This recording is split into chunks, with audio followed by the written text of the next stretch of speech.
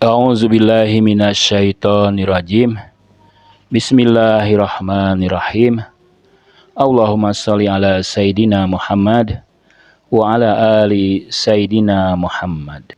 Nah, kinerja akal yang lain yaitu mendefinisikan.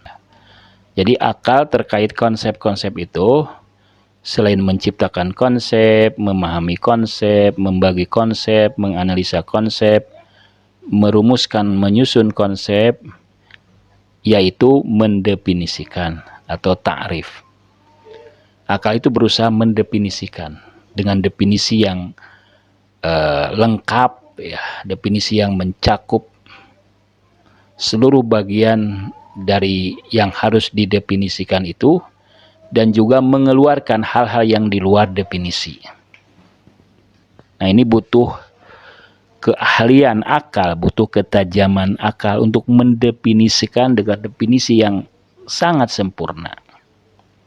Memang ini cukup sulit, ya, karena mendefinisikan itu butuh wawasan dia tentang ilmu itu, butuh paradigma tertentu, butuh penelusuran terhadap prinsip-prinsip dalam sebuah ilmu.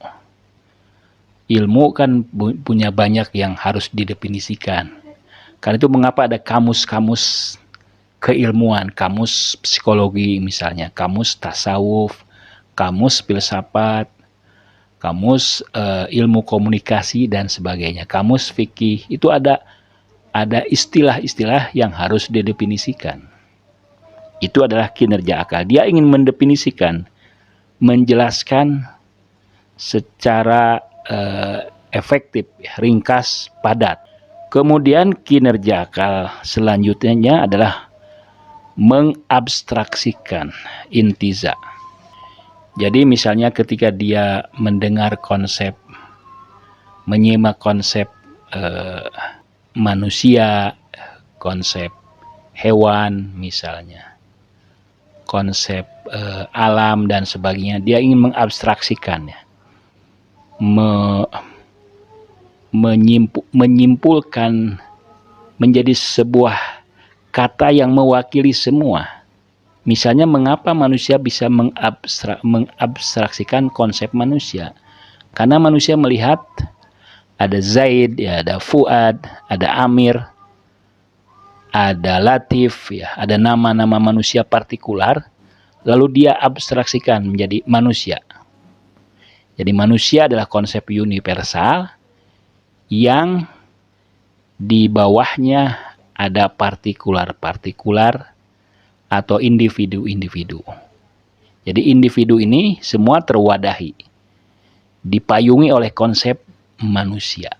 Banyak hal selain itu, selain manusia juga, akal juga suka mengabstraksikan.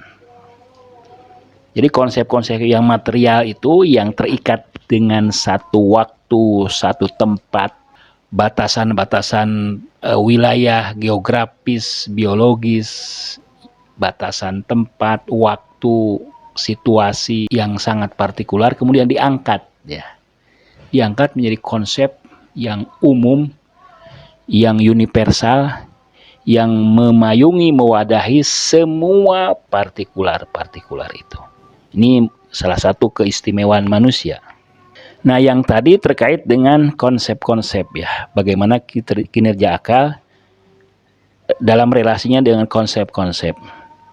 Kemudian kinerja akal dalam relasinya dengan proposisi atau kodiyah. Proposisi itu kan gabungan konsep-konsep yang memiliki makna. Akal ketika melihat konsep itu, dia akan pertama menetapkan benar dan salah. Misalnya ada konsep alam itu suka berubah-ubah. Nah, akal ingin menilai ini benar atau salah, menghukumi. Ketika ada konsep, misalnya ada proposisi hidup itu terbatas misalnya, atau kebahagiaan itu adalah hanya kebahagiaan material. Nah, akal ingin memutuskan nih, ingin menetapkan, ingin menjudge, menghukumi ini benar atau tidak. ini sahih atau ghairu sahih, ini valid atau tidak, ini akurat atau tidak. Akal itu suka memutuskan. Ya, sebelum menerima dia sebelum menerima proposisi itu, dia ingin menghukumi, menetapkan bagaimana sih kalimat ini benar atau tidak. Apa nilai dari kalimat ini? Apa nilai dari pernyataan ini? Pernyataan ini dusta atau benar? Pernyataan ini berbobot atau tidak? Itu memang kinerja akal terhadap proposisi. Dan kemudian kinerja akal dalam bentuk proposisi yaitu berargumentasi. Nah, ini mungkin salah satu kinerja akal yang terpenting. Jadi akal itu ini mungkin juga ingin dimiliki oleh orang-orang yang memang punya pengalaman banyak dalam kegiatan berpikir.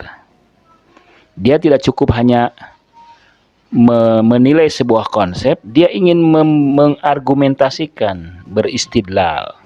Argumentasi kan terdiri dari konsep-konsep. Argumentasi itu terdiri dari premis minor, premis mayor, dan konklusi. Itu yang disebut dengan argumentasi. Jadi argumentasi itu minimal terdiri dari 3 proposisi. Premis mayor dulu, premis minor dulu, kemudian premis mayor, konklusi. Misalnya Aristoteles manusia, itu minor. Setiap manusia akan mati, itu mayor. Maka kesimpulannya Aristoteles akan mati. Itu contoh yang populer ya. Bisa jadi contoh itu kurang tepat ya. Karena itu terkait dengan ilmu biologis. Sebaliknya kita cari contoh-contoh dalam ilmu metafisika atau dalam logika atau dalam ilmu-ilmu klasik. Ya, itulah kinerja akal yang paling penting, yaitu menyusun argumentasi, berargumentasi. Ini mungkin bisa dilakukan oleh para pelajar sudah dalam tingkatan yang tertinggi. Dia kan pasti punya klaim, punya asumsi-asumsi. Nah, itu harus dibuktikan dengan argumentasi. Dia harus memberikan bukti-bukti. Pasti seorang pelajar yang sudah banyak belajar, banyak membaca, menemukan hal-hal yang baru. Menemukan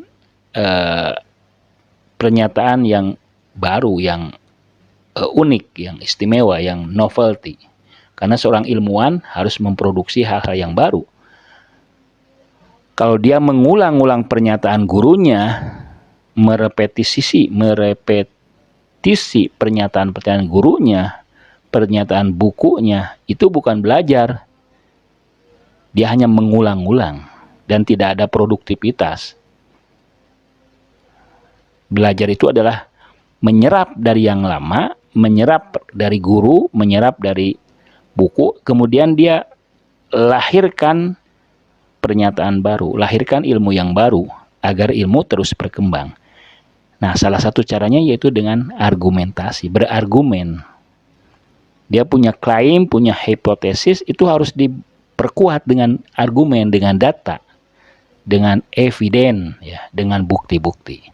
Nah, di sini akal, kalau misalnya dia bukan seorang ahli saintis, seorang ilmuwan, dia bisa menyusun argumentasi logika, argumentasi yang logis agar bisa diterima. Bisa jadi pernyataannya benar, tapi tidak punya argumentasi. Ini juga lemah. Kalau kita menerima sebuah pernyataan, kita juga harus menerima berdasarkan argumentasi, bukan berdasarkan imitasi atau taklid. Wassalamualaikum warahmatullahi wabarakatuh.